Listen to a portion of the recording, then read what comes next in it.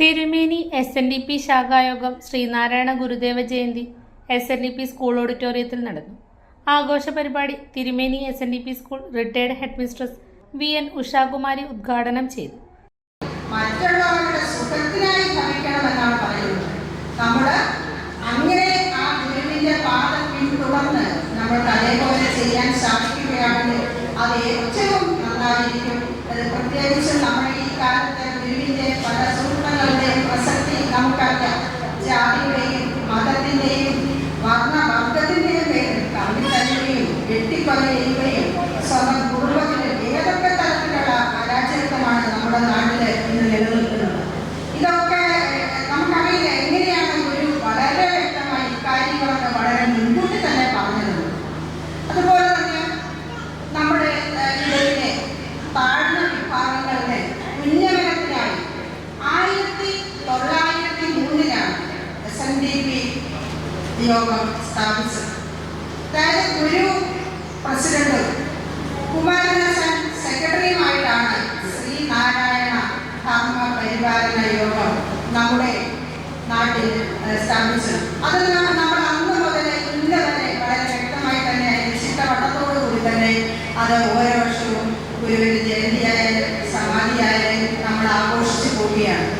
അതുപോലെ സാധാരണക്കാരായ ആൾക്കാർക്ക് ക്ഷേത്ര ദർശനം നടത്തുന്നതിന് വേണ്ടി കർണാടകയിലും കേരളത്തിലും തമിഴ്നാട്ടിലും ഒക്കെയായി ഒരുപാട് പ്രതിഷ്ഠകൾ ക്ഷേത്രങ്ങൾ സ്ഥാപിക്കുകയും എല്ലാവർക്കും ആരുടെയും വിലക്കുമില്ലാതെ പോയി ആരാധന നടത്തുന്നതിനുള്ള സൗകര്യം ഉണ്ടാക്കുകയും ചെയ്തിട്ടുണ്ട്.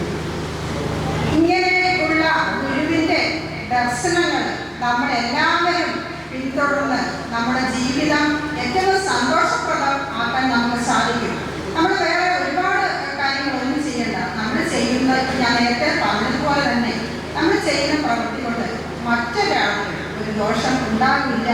അല്ലെങ്കിൽ ഒരാളെ നമ്മൾ ചില സമയത്ത് നമ്മൾക്ക് വേദനിപ്പിക്കുക, നമ്മുടെ വാക്കുകൊണ്ടോ നമ്മുടെ പ്രവൃത്തി കൊണ്ടോ മറ്റൊരാൾക്ക് ഒരു ദോഷം വരാതിരിക്കാൻ നമ്മൾ ശ്രദ്ധിക്കുക. ഇത് മാത്രമാണ് ചെയ്താൽ തന്നെ നമ്മുടെ ലോകം, നമ്മുടെ സമൂഹം വളരെ നന്നായി തന്നെ പോകുമെന്ന് നമുക്കറിയാം. ശിവഗിരി മഠം സുരേശ്വരാനന്ദ സ്വാമികൾ അനുഗ്രഹ പ്രഭാഷണം നടത്തി. ഭേദ ചിന്തകളും നമ്മുടെ നാട്ടിൽ ഉണ്ടാകരുത്. എല്ലാവരും ഈ പറഞ്ഞ പോലെ എല്ലാവരും ആത്മ സഹോദരരല്ലേ ഇന്ന് ഗുരു ജീവകാരുണ്യ പഞ്ചകത്തിൽ പറയും. ആ ഒരു വലിയ ദർശനത്തെ മനസ്സിലാക്കിക്കൊണ്ട് അവനവൻ ആത്മ സുഖത്തിന് ആചരിക്കുന്നത് അപരനും സുഖത്തിനായി വരണം എന്നുള്ള ആ ഗുരുദർശനത്തിന്റെ ആ സത്യദർശനത്തെ, ഗുരുവിന്റെ ആ മഹാപ്രബോധനത്തെ ഉൾക്കൊണ്ട് എല്ലാവരും നമ്മുടെ ജീവിതത്തിൽ ആ ഗുരുവിന്റെ ആ മാതൃകയാ നമ്മൾ കാണിച്ചു തന്നാണ്. മാതൃക ഒരു മനുഷ്യൻ എപ്രകാരം ഈ ഭൂമിയിൽ ജീവിക്കണമെന്നുള്ളതിൻ്റെ ഒരു ഉദാത്തമായ ഉത്തമമായ ഒരു മാതൃക കാണിച്ചു തന്നു അല്ലേ?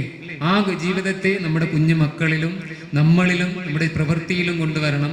അതേപോലെ കാർഷിക രംഗം, തിരുമേനിയൊക്കെ കാർഷിക കേന്ദ്രങ്ങളാണ്. ഇവിടെയൊക്കെ ഇപ്പോൾ നമ്മളിപ്പോൾ കാവേരികുളം ക്ഷേത്രത്തിന് നിർമ്മാണം നടക്കുന്നു. അവിടെയൊക്കെ മലയോരങ്ങൾ, ആ സ്ഥലങ്ങളിലെല്ലാം കാട് കയറി കൃഷി ചെയ്യാതെ പന്നി കുത്തി നടക്കുന്ന ഒരു സ്ഥലമായി മാറി. അതൊക്കെ മാറണം.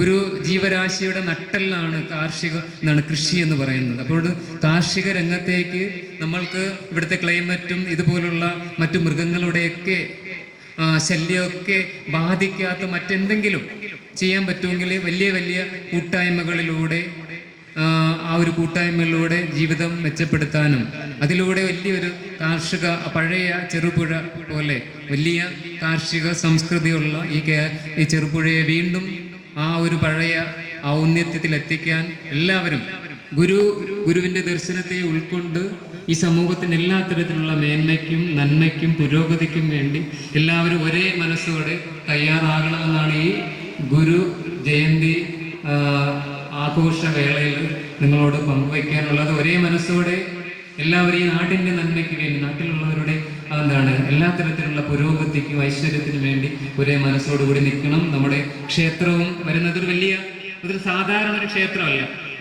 ഒരു സാധാരണ ക്ഷേത്രമല്ല. ഈ നാടിനെ ഒരുപ്പിക്കുന്ന, നാടിൻ്റെ പുരോഗതിക്ക് വേണ്ടിയ ഒരു വലിയ സംസ്കൃതിയെ പ്രദാനം ചെയ്യുന്ന ഒരു വലിയ കേന്ദ്രമാണ് ഇവിടെ വരുന്ന ആ ശാരദ ക്ഷേത്രവും ശിവഗിരി മഠത്തിൻ്റെ ഒരു സ്ഥാപനമൊക്കെ. അപ്പം അത് ഈ നാട്ടിനെങ്ങും വെളിച്ചമാകാൻ വരുന്ന ആ സ്ഥാപനത്തിനോട് ജാതി മത രാഷ്ട്രീയ ഭേദമന്യേ എല്ലാവരും ഒരേ മനസ്സോടെ, ഒരേ താല്പര്യത്തോടെ, ഒരേ ഗൗരവത്തോടെ എല്ലാവരും അതിനോടൊപ്പം പങ്കുചേരണമെന്ന് പറഞ്ഞുകൊണ്ട് എല്ലാവർക്കും പരമകാരുണികനായ ആ സർവേശ്വരൻ എല്ലാവർക്കും ജീവിതത്തിലുടനീളം ആ ഹൃദയത്തിൽ, അവരുടെ ജീവിതത്തിലെ കുടുംബാംഗങ്ങളിൽ എല്ലാവരിലും ആ ഐശ്വര്യങ്ങൾ വർഷിക്കട്ടെ എന്ന് പ്രാർത്ഥിച്ചുകൊണ്ട് ഇത്രയും നേരം KD Udayan, PS Saji, SNDP LP school പ്രധാനാധ്യാപകൻ NJ Varghese, PS Rajeesh, PN Bhaskaran, Gopika Shaiju, Shyamala Marutholikkal, Omana Koodathinkal, Sarojini Pauvath Vadakkethil, VG Raveendran എന്നിവർ ആശംസകൾ നേർന്നു. വിവിധ പരീക്ഷകളിൽ ഉന്നത വിജയം നേടിയ കുട്ടികളെ ചടങ്ങിൽ ആദരിച്ചു. തുടർന്ന് അന്നദാനവും നടന്നു. വേൾഡ് വിഷൻ ചെറുപുഴ മലയോര മേഖലയിലെ ഏറ്റവും വലിയ electronics and home appliances showroom.